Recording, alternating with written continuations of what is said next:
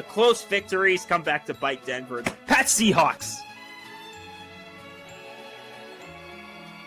The Eagles are going to the Super Bowl, and they're paying the New England Patriots.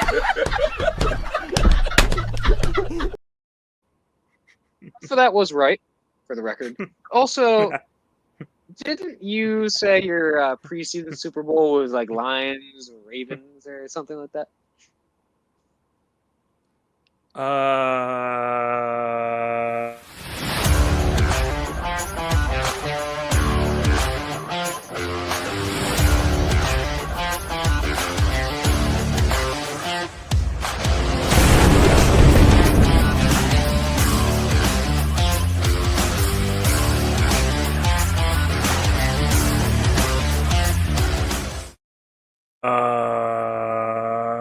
No comment. Oh, regardless, welcome back to the DQ Football Frenzy. Woo! I'm one of your hosts, Quinn Dylan, and we have another host, Dylan Shields, or Buddy D, as his Pittsburgh people call him. Yes, indeed. Yes. Buddy D and I were just talking about the Super Bowl, and it's going to be a big topic today, but not yet. Everyone's going to have to wait till later. Because first we have some interesting news to go through. Hit that intro. The DQ Frenzy News. I forgot there's an intro. Great call, Dylan. So just some general hires. We'll go through some head coaching things first. So we have Mike LaFleur to the Cardinals as their head coach. Clint Kubiak to the Raiders as their head coach. Not surprising, but he's going to finish out with the Seahawks first. Hopefully, imagine he just leaves. And the Bills promoted their offense coordinator Joe Brady. We will have a special segment at some point from our resident Bills expert Tom. But you'll see that when we do that.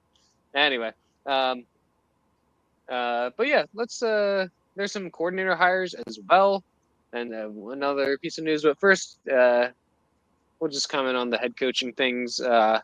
LaFleur to the Cardinals. Okay, I can see it. Kubiak makes sense to the Raiders. Definitely could be more exciting. Also, building off the Raiders briefly, I believe Max Crosby has been given permission to seek a trade. So we'll see what happens there. Apparently, the news broke and 20 teams called his agent. That's kind of funny. But the Bills promoting Joe Brady. You'll get to hear what Tom thinks about that. But I don't know. I mean, the Bills have had a good offense, but I feel like Daboll was a bit better than Brady, so I feel like I'd rather have Daboll come back, but he wasn't exactly very impressive as a as a head coach. So I can understand why they did. But yeah, Dylan, thoughts, concerns, questions? Well, I'm right with you on everything else makes sense. The other two hires are slam dunks to me, especially Kubiak to the Raiders. I feel like that could possibly be a McDonald to Seattle part 2 if they could build right. But yeah, this whole Bills drama has been a complete shit show just to begin with. And to do the laziest thing you can and just promote someone when you had so many candidates on the table. And like you mentioned, Daboll, with plenty of other candidates, McDaniel, other offensive minds. Even, honestly, I don't think Mike McCarthy would have been the worst hire in terms of a team, like a win-now team. Instead, you go with a coordinator with an offense that's really a two-man system in Allen and Cook. And they really weren't that impressive this year. You feel like nothing's going to change. It's like you fired McDermott and brought back an offensive McDermott. Not like what's going to change in the culture there? Because it seemed like it was a culture change that the Bills manager and owner wanted, but this isn't solving it. So yeah, it just makes no sense. I feel bad for Allen. I know Allen welcomed him in and everything, and he's going to be happy for anybody, but yeah, it's just not a good situation for them. Lots of drama in Buffalo, unfortunately. Yeah. But But yeah, now we get to some interesting coordinator hires. Interesting to say the least. So Nathaniel Hackett goes to the Cardinals. All of these are well. Nathaniel Hackett is now the Cardinals' offensive coordinator. Frank Reich is the Jets' offensive coordinator. Matt Nagy is the Giants' offensive coordinator. Sean Mannion is now the Eagles' offensive coordinator. Brian Angelico, that's totally wrong. Apologies. A dude that used to work Angelico. with McCarthy back in the day. You could basically say that. Yeah. Angelico, I believe, Steelers offensive coordinator. Raheem Morris, 49ers defensive coordinator now. And Anthony Weaver, Ravens defensive coordinator. Now, let's start in reverse. Anthony Weaver, I haven't heard of him. Raheem Morris, obviously Cardinals. Wrong bird team. Wrong red bird team. Falcons. I think that's a decent hire. I don't know the Steelers offensive coordinator. I haven't heard of him before. Sean Mannion, I didn't either until I looked him up, and he's been so I know about him because I'm not familiar. So I'll pass along what I know. So he was a quarterback drafted in 2015. He played for some pretty good offensive minds like Shanahan and McVay, and apparently he's going to try and incorporate some new their system into the Eagles' offense, which would be great because we don't have that. And going along with that, actually, another piece of news: Jeff Stoutland is leaving the Eagles. Apparently, there's a report that things weren't really going well during the season for the Eagles, obviously. So Sirianni stepped in and changed things around, changed the run game, but didn't talk to Stoutland about it and consult him. So there's some tension there, and so people are suspecting that might be a reason why Stoutland's no longer a coach. He will still be around the building. He has a contract with the Eagles. He's not going anywhere else. No, stupid Cowboys and other teams that want him. Ours. Anyway. Can't blame him. He's a great coach. Yeah. Great absolutely. lineman coach. But there's also talk of it's a whole new scheme and offense with Mannion coming in. So maybe apparently Mannion's going to get a lot of control over the offense, which is great because Sirianni's. We don't know. We don't know. But it's not. We're a little suspicious of him. Yeah, so maybe it's cycling through so we can get more of that exciting West Coast offense going on. I don't know. Oh, Quinn, hate to interrupt you, but I can't believe this has happened. We got our first comment on a live stream. This is insane. Wow. Shout out to @JPBBet23. If you guys comment, we will shout you out because we never get them. Absolutely. As a Colts fan, I think the Jets are doomed with the Frank Reich hire. Quinn, you're the Eagles fan that's dealt with him in the past and won a Super Bowl with him as a coordinator. Meanwhile, he hasn't had very good coaching stints since. What do you think what he has to say about the Reich hire? I understand why he's concerned with Frank Reich. I mean, he has not been a good head coach, and he hasn't really been doing well recently. He did pretty good as the Eagles offensive coordinator back 6 years ago. To be honest, I didn't really know much of Frank Reich when he was there. I didn't pay that much attention to his scheming. And so, I don't know. I think if he could kind of get back to what he was doing right with the Eagles, it could be all right. But it's the Jets, so probably we'll take the worst of his play calling and worst of everything of his, and then play because again it's the Jets. I was gonna say JPPVet23. You're a Jets fan, so you should just be doomed. Period. It's not even any hires. It's just you're doomed. Period. You kept your coach when you gave up, or not even gave up. You had no interceptions, and this guy's a so-called defensive mastermind. So, but shout out. Sorry to interrupt, Quinn, but that was just a celebration there. If you guys comment, we will shout you out. But back to your regularly scheduled list of coaches. Nice to see a Colts fan in the comments. I'm wearing. Hey. Anyway, yeah. So yeah, Reich. I think they could do well, but it's the Jets. So I don't know. But yeah, Nagy. The Chiefs got rid of him as their offensive coordinator. I know a lot of Giants would be like, "That's a bargain. Get him in here." That's gonna be great, but great for the Eagles. And then Hackett.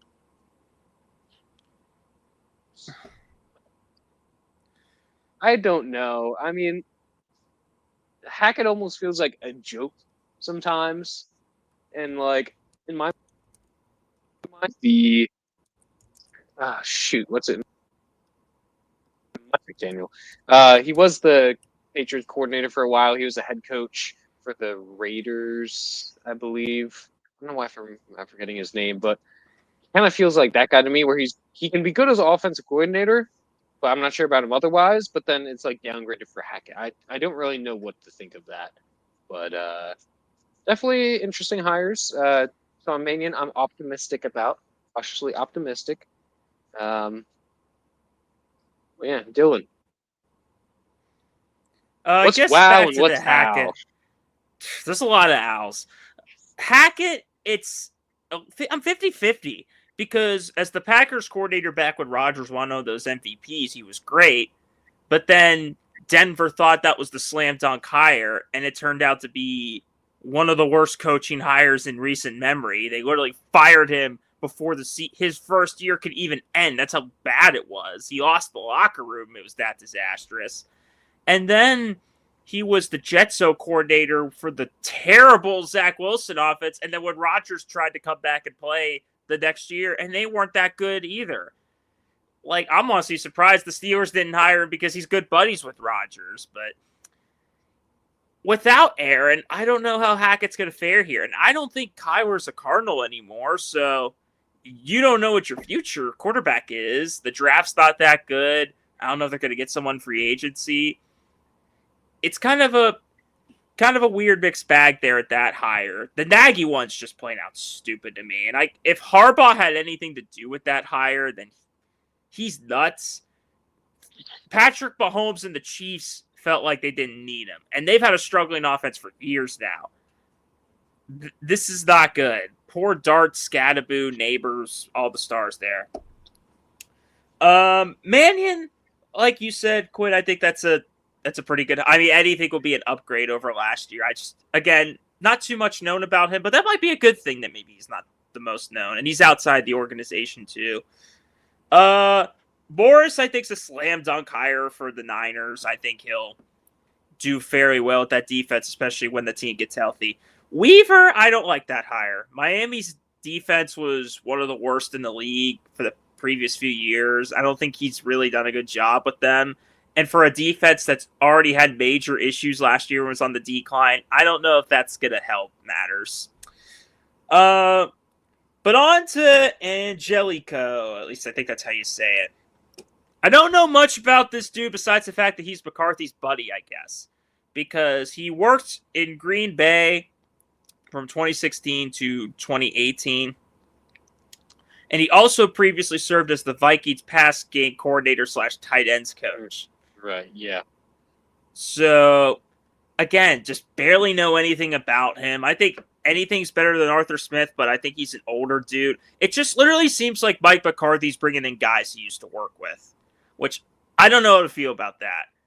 I'm like, maybe if this was 10 years ago, I'd be like, ooh, interesting. But now, like old Mike McCarthy and more old guys, questionable to say the least. But I'm not going to be mad about it because we don't know. I'm just happy Arthur Smith's gone. Yeah, I think all Steelers fans are rejoicing that Arthur Smith is gone. Your problem now, Ohio State. Woohoo! All of a sudden, if Ohio State starts doing terribly, we know why. But, get ready to learn halfback toss, boys. Gosh, they can have fun with that. But yeah, some other news-ish is the Pro Bowl. Woo! Seems like, yeah. That's all I gotta say. No one really tries in flag football, it seems. Yeah. It's pretty bad when Micah Parsons in a scooter is the highlight, but like, why are Shedeur and Joe Flacco playing in the Pro Bowl? Shedeur had a couple good games, but then he also had some not so great games. And they're like, you know what? Pro Bowl. Flacco played 5 games at the beginning of the season. Pro Bowl. You see the joke that it's like, oh, technically the AFC has 4 Pro Bowlers because Flacco played for 2 teams in 1 year and he's a Pro Bowler. Yeah, crazy. I saw one highlight, and that was a Jalen Hurts pass to the Cowboys tight end Jake Ferguson. They did like some weird tush push at the end of the game that just looked depressing. I guess it was funny to the players, but I'm just like, what is this crap? Yeah.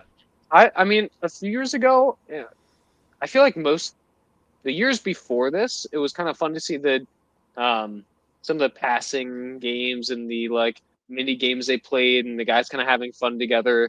Dodgeball, I think, was good because like the guys got into that and had fun. But like the flag football, it feels like it's not really like it's kind of interesting to see. But it feels like, all right, well, before guys are getting hurt playing a full game, so why don't we just make it like easier and simpler? But like, I feel like no one who likes football likes flag football.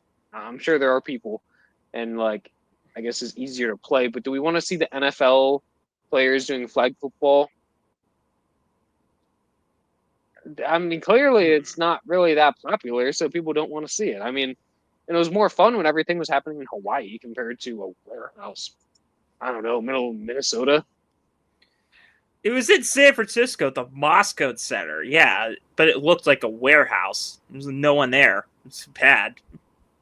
Yeah, but so then the question comes about what's going to happen to it? What can they change? I think if they try to go back more into just the skills, to be honest, I haven't paid that much attention to it this week. But I mean, just focus on that. That's what people love. They like the mini games. Do more of that. We probably don't need a flag football game. I mean, like, I don't know. Dylan, do you have any solutions, suggestions? I don't really know if there is. I don't know if there is any solutions because the skill games are fun, and that's been a tradition, not just like they tried to do the past few years. I've seen old clips of like what Brady used to do, the like obstacles events. I'm like, they should bring stuff like that back, but that's still not going to gather attention. Really, the only way that the Pro Bowl got attention was when they actually played football.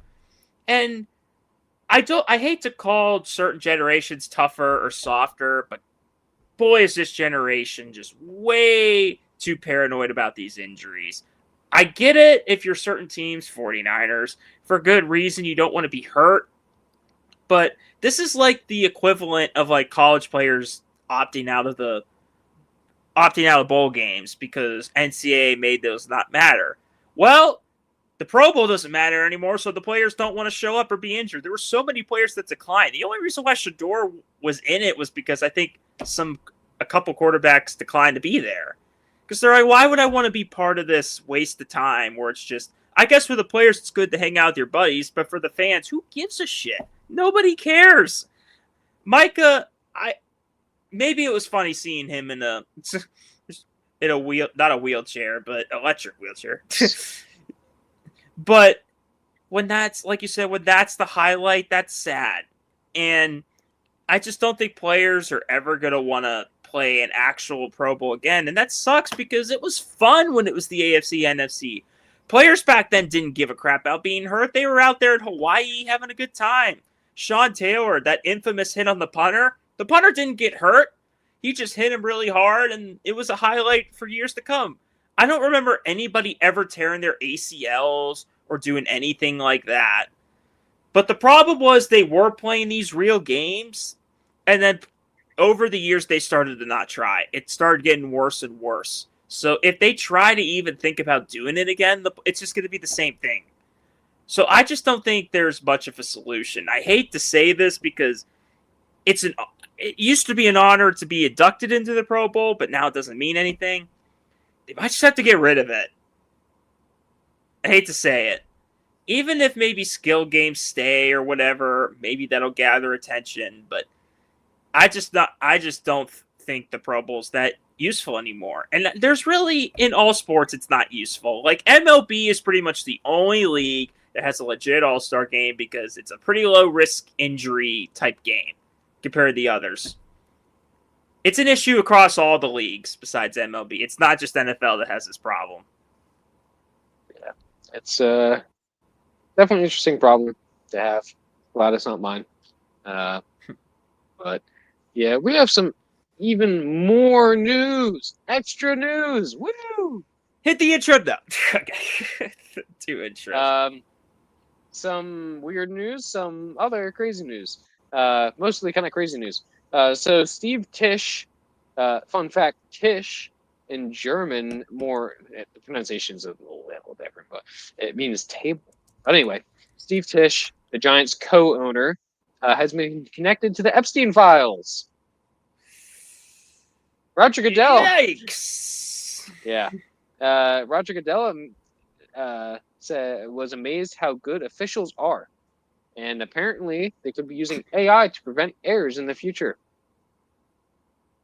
Matt Ryan questioned Penix whether he should be starting quarterback or not.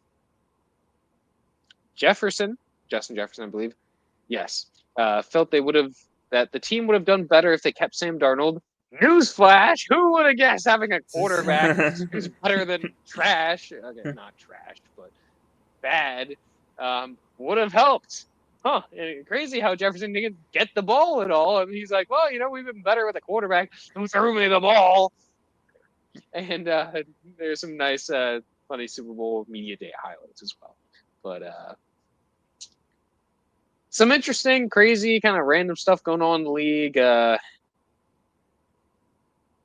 Refs being great is kind of funny. Matt Ryan questioning Penix as a quarterback is also kind of funny. And then Jefferson's just stating the obvious of, oh, yeah, we'd be better with a quarterback. Yeah, I mean, you and I both thought that, buddy. But, yeah. Dylan, you have any comments on those interesting tidbits? Well, the Tisch one's definitely interesting. Don't want to go into too much of detail. We don't want to really get political here or anything like that or have any too disturbing news, but it has to be acknowledged because, yeah, apparently him and Epstein were like, I don't know if they were friends or something. It was on emails and they were released and they discussed about adult women. This was from, I think, like 2013, these emails.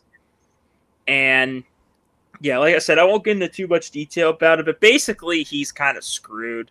Especially, and I think we're going to see more names potentially maybe in the league because these owners can be scumbags of people.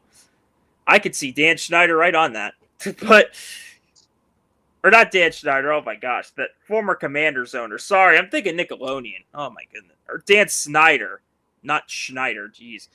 Anyway, yeah, he's screwed. He's going to probably be forced to have to sell his share, and he might be in jail if stuff gets worse. That's leaked. So, good luck, buddy. Wouldn't want to be a... Yeah, the Goodell thing, look, I hate being on the bandwagon of crapping on refs because it's a tough job, and it's tough to call stuff from as speedy of a game as it is. I always more... don't even give the refs shit. I give more the office crap in terms of like their rules. Like the whole like Buffalo controversy of the catch or anything like that. That's the office. I don't think that's so much the officials. It's the office not knowing what the heck to do on actually ruling stuff a catch. Same with these like roughing the passer penalties. That's not the officials have to call that. That's the league for being soft. This is more the office that I have a problem with more than the refs. At the same time, though, every year there's controversy in these games, and at the same time, what the heck is Goodell going to say? They suck. He's the commissioner. Of course he's not, but it's nothing but a bunch of PR, just like wish-wash answers. Like, you're not going to get anything out of him, but there's always going to be ref controversy no matter what. It's just hopefully it doesn't decide like the complete outcome of games. Hopefully not too many Bills Broncos or that infamous Rams Saints no call. Hopefully we don't get too many of those. It's one thing if it's in regular season games, but the playoffs they really got to tighten down on that. So Super Bowl refs, please don't cause controversy. And I guess the media night fun. One of the highlights I saw was that some reporter actually asked Mike Vrabel, I'm not joking, if this is a must-win game. A Super Bowl, is it a must-win game? And Vrabel was professional about it and said every game's a must-win game. We got to go with that mentality. But God, if I was the Patriots coach, I would be shitting all over that. Could you imagine if you asked Belichick or Tomlin or any of those guys that question? They would walk out. What a ridiculous question to ask. Do you not do your notes and study and come up with creative questions? Why? Like, get better, media. Just stupid. I guess other highlights. If any of you watch Jimmy Kimmel Live, I don't know if you do. Guillermo, his like sidekick guy, gave Sam Darnold a hat that looked like a bone-in ham steak. So that was funny. I guess in terms of media day highlights, it's usually just like a bunch of TikToks and shorts. It's usually what I've seen, just about like funny questions and just like funny moments. I think Sam Darnold kept getting asked about the seeing ghosts thing, and if it's like a good way of getting revenge against the team that does that. He jokes about it, but yeah, definitely the Vrabel moment. That dumb question was the highlight for me. Yeah, good times.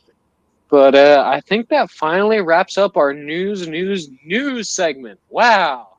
So much what news. A time it has been. But finally, we unfortunately must get to a sad moment. It's the last Tomlinism ever.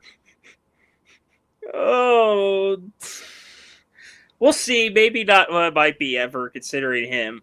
Might just have to come up with a creative way to say this segment. But the last Tomlinism of the season is going to go to boxer Gerald Miller. He's been going viral for the obvious reasons, because that man got his toupee ripped out while getting punched in the face. And now it's time for Dylan's Tomlinism of the week. We do not care. Okay, we are rolling. Yes. Holy moly. It plays pretty good on TV. They did a good job around the side. I'm telling you, except for the calamitous problem, 100%. it looks good. Yeah, I mean, if you rub it 3 times, it might make it wish like I'm like a genie now. You know what I mean? That's right. We got a little spot right there. I'm not afraid to show that. There we go. It's really shining this light. Now we riding out with it, so I'm like, it's time to go to fight now. Literally put it on the Friday night. Slept on it, put a do-rag on, and then Saturday we get in the ring. Okay. I went in the ring looking like Mike Tyson, and I left looking like Popeye the Sailor Man, the brown version. Yeah. So it was definitely a moment that I'm never gonna forget. But just when I got in the ring, I was definitely on my mind a little bit, and he's roughing me up. Yeah, was it distracting to you? Like, this would be my nightmare. I'd be like, oh no, I'm in this big fight, and now I'm thinking about my stupid hair. Yeah, you know what? We kind of had a feeling it could have happened. Okay. I told my cousin, we were cracking jokes in the back. I'm like, if it does, we're going to have to rip it off. And show says so done about it. I remember the round, like third or fourth round, I instantly felt like a draft. Like I had a built-in AC unit in my scalp. Yeah. He won, by the way, but no one's talking about that. Everyone's talking about the toupee falling off. It's almost like it gave him powers. He needed that extra weight of the toupee off, and all of a sudden he's kicking ass out there in the boxing ring. I find that hilarious. And this was behind the scenes, like the Fox News studio too. So that's just great that people were just wanting to touch his toupee or his fallen hair. That's not creepy at all. Crazy. Well, that was a good last segment of the year, or of Tomlinism, before it changes, maybe. But we're going to get to some exciting predictions for another, not Super Bowl yet, not yet. No intro yet. Of the awards for the whole season. Dylan, do you have any sort of intro for this? No intro. Not till the Super Bowl. That's what I said. All right. Well, we're going to start then with we're going to start low. And I will play some Indiana Jones music though. It'll work. No primetime music till the Super Bowl. But yeah, we'll start with NFL Lineman of the Year. So I think my pick is going to be Penei Sewell. He's kind of a safe guy. It's not the most exciting award, but Well, it's the first time they're doing this award. yeah. I'm going to go with Trent Williams. I'm going more on the route that they're going to go with a veteran that's never won it and is at the end of his career, and they deserve it. Even though Sewell is probably the best lineman in the league right now, Williams has been the most consistent for almost a decade now, over a decade. So I'm going to go with Williams to win this award. All right. Then we'll jump up to the comeback player of the year. And as much as I want it to be someone like Trevor Lawrence, I think it's going to be CMC because they're like, how do we give him an award? He's good. We'll give him comeback player of the year. So unfortunately, I'm going to say CMC. It's clearly McCaffrey, especially with as battered of a team as they were, for him to stay healthy and for him to be this productive.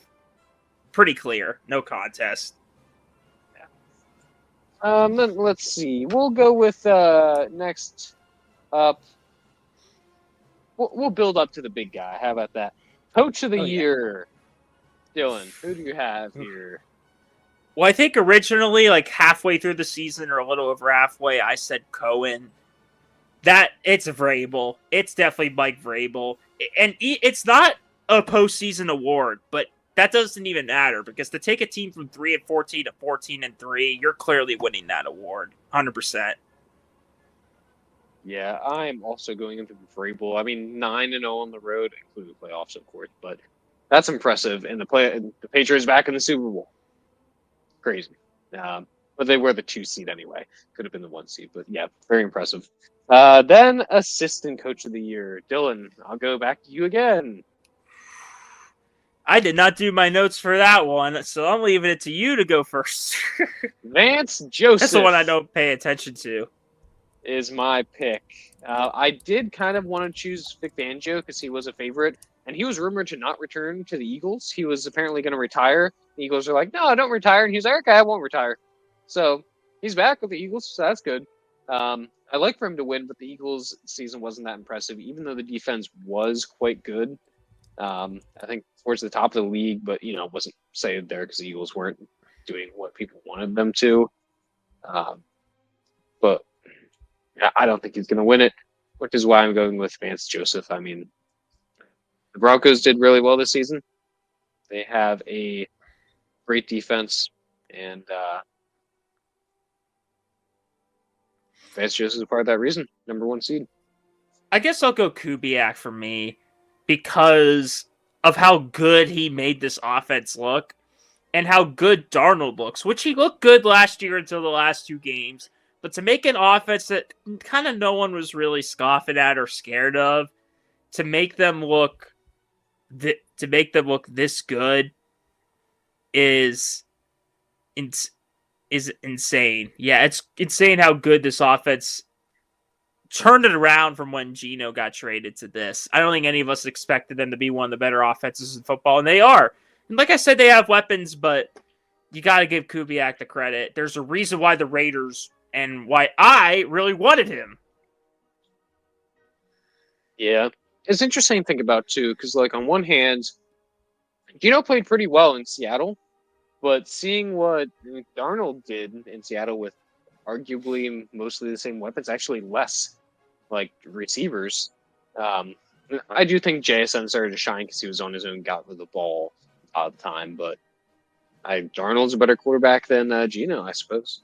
But anyway, next we'll go up to Offensive Rookie of the Year. I'm sticking with my preseason pick, Tedero McMillan.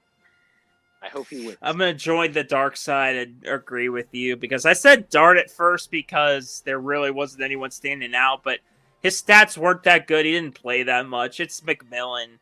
It's really one of the more underwhelming years of Offensive Player of the Year because some certain running back really disappointed because his line was terrible. Looking at you, Ashton Jeanty, because he was supposed to be the front runner, and he didn't really have an amazing year. So it's going to McMillan. I mean, his team made the playoffs somehow.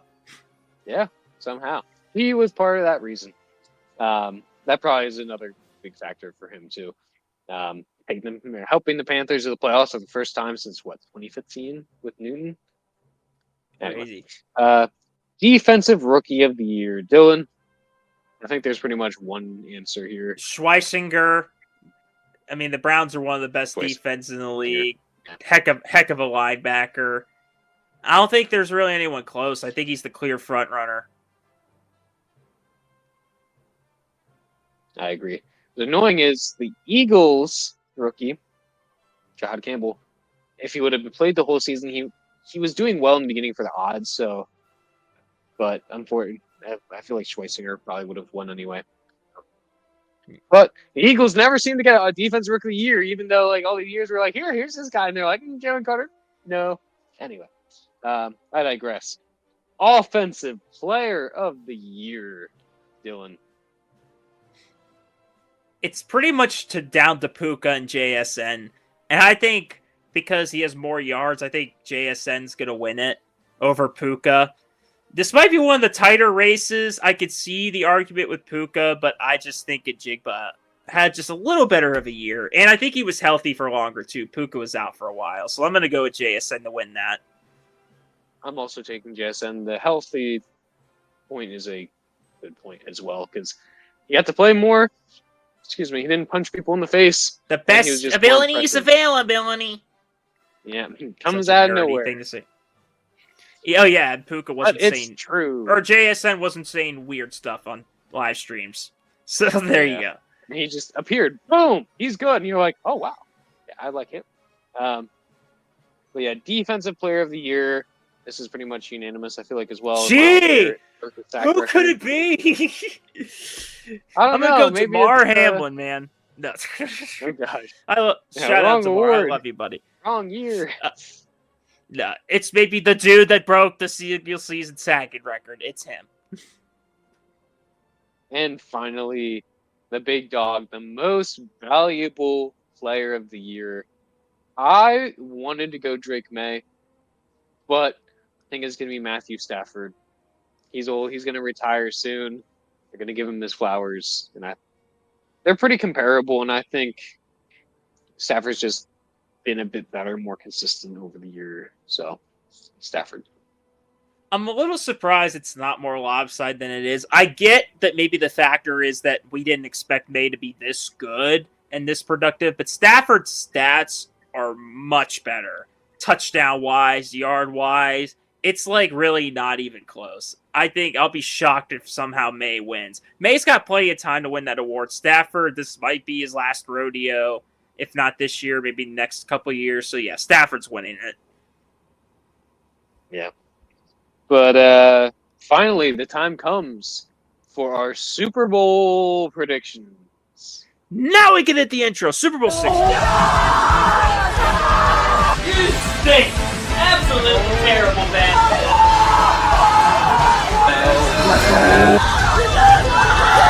It's so stupid it hurts.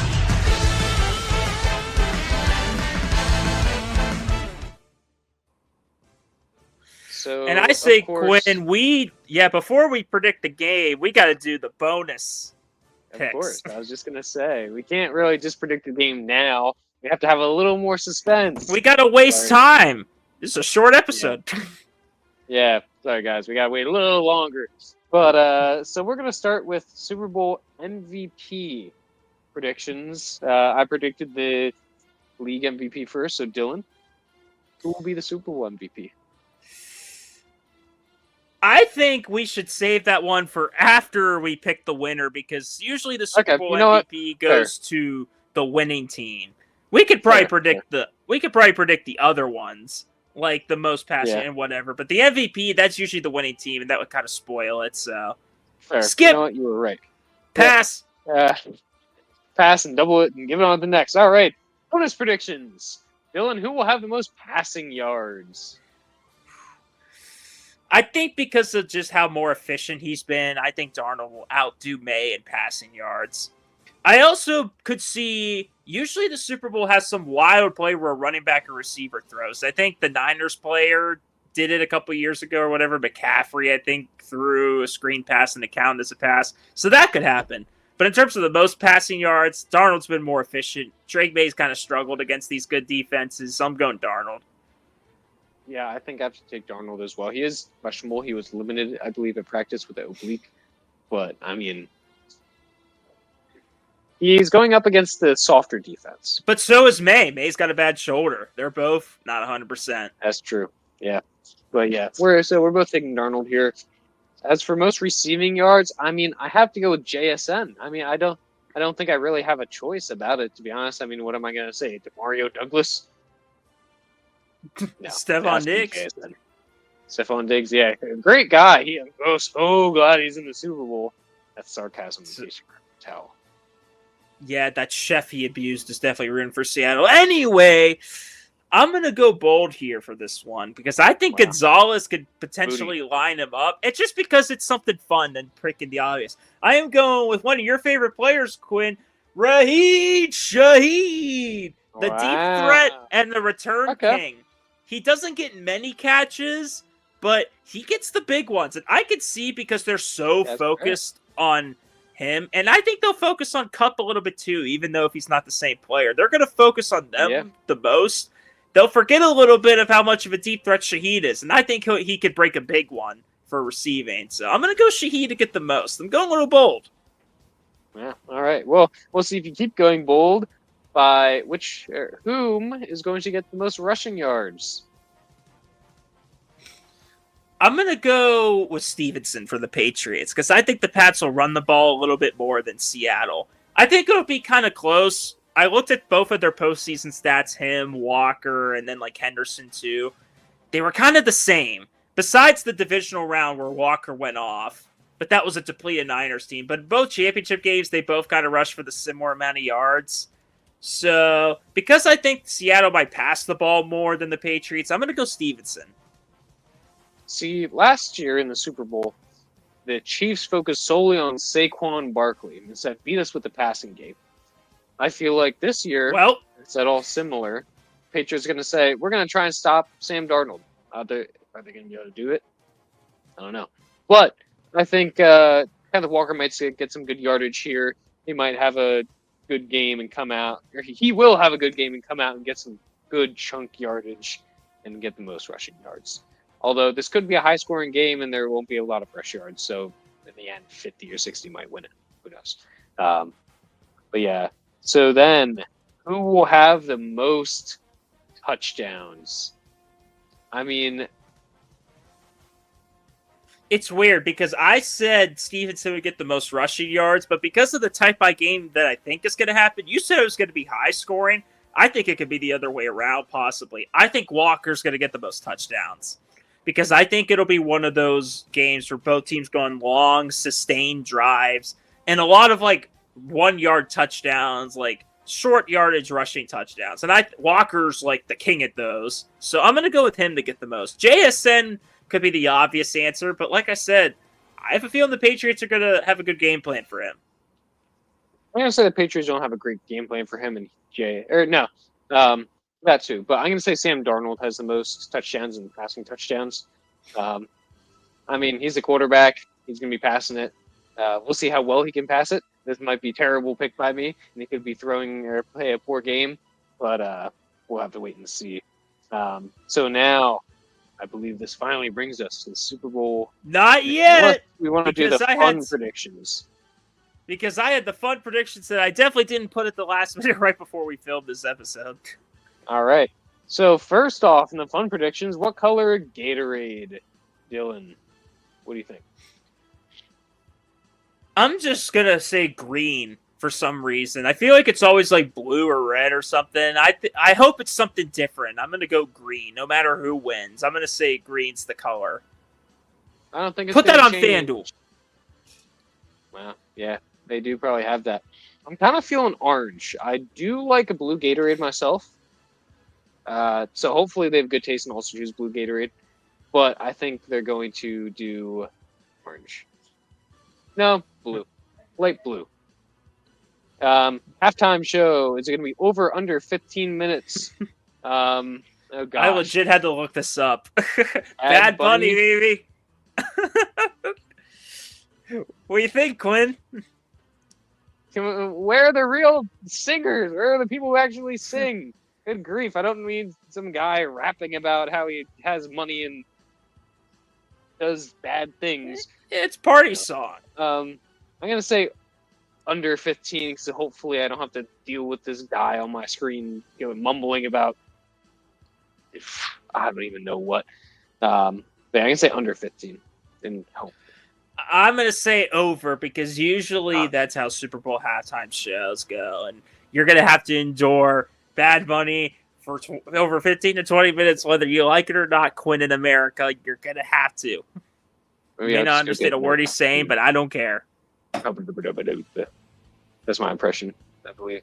Anyway, and then total songs over under 11 and a half. I barely know any of his songs. I'm going to say under. I'm going to say under, too, because I don't think I'll say under. I don't know, man. Under. I don't know him. I don't want to know him. And then finally, are there going to be good commercials or bad commercials? It's such a subjective question, but I thought for fun to ask that. Yeah, I think there's going to be more good commercials than bad. Also out of hope, because I want good commercials, funny commercials. In recent years, it's been nothing but let's get the most famous celebrities on commercials that we think are funny that are so over the top. It seems like we got a bunch of millennial and there's like older directors and producers of these commercials that try to keep up with our little Gen Z trends, and they're just outdated or not funny. So, yeah, more not funny commercials because it's just going to be a bunch of celebrities. Sorry. Maybe we'll get some good pharma ads in there, too. But anyway, now this finally brings us to the Super Bowl predictions. Dylan is excited. Buddy D, who will take home the Lombardi in this must-win game? Still can't believe the reporter said that. I perfectly predicted this Super Bowl in the playoff predictions. We don't talk about the regular season.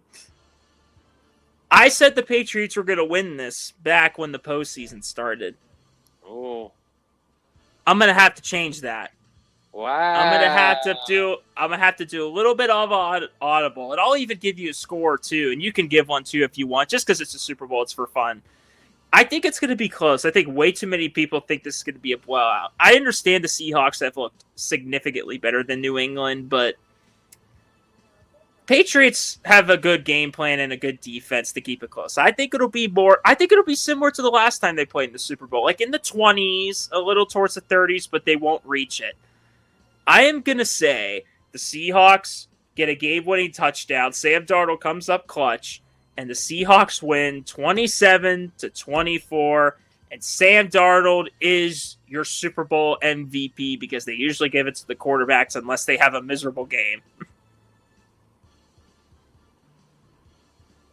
I will say I'm taking the Seahawks. I wanted to take the Patriots because everyone's like, oh, Seahawks. Okay, all right, moving on. I feel like it's going to be closer than people think. I agree. It's not going to be like a blowout or anything. I'm hoping for more entertaining high scoring, but the Seattle defense is pretty good. That's, I think, the main factor here. I think New England could overcome that, and hopefully Drake May has a pretty darn good game, passing everything. I'd like to see a great game. And the Patriots are 9-0 on the road. This is a neutral field, so technically the road. They're technically the home team, though, in the Super Bowl. AFC's the home team. Doesn't count. But it does. Yeah, but I feel like I have to go with the Seahawks. I feel like I'd be tanking my prediction record, which isn't that great. It's not, 80%. Neither's mine. I feel like I'd be tanking my playoff prediction record by taking the Patriots here, just out of it's kind of annoying partially because everyone keeps choosing the Seahawks. But I'm gonna take the Seahawks. Super Bowl MVP. I'm gonna say Kenneth Walker has a great game, and Kenneth Walker gets Super Bowl MVP just to be different because everyone's gonna say the quarterback, which what's your it's score? True and it's fair. I was also thinking 27-24. Look at that! Great minds think alike. Come on. Yeah. Go with it. Yeah. So, 27-24. Why not? It could go up to 31, but... Will they run the ball on the 1 yard line? That is the question that needs to be asked. Well, if they're in a scenario where they have the ball on the 1 yard line, I would believe they would run it because they have Kenneth Walker. Please do And not you repeat yourself what happened said- last time. You yourself said that Kenneth Walker eats up those 1 yard touchdowns. So it's only a Yeah, lot. please learn your mistakes. Don't Pete Carroll this game, or McDonald, please. Or Mike McDonald. I just said the comedian's name. And on that bombshell, that will do it for our episode.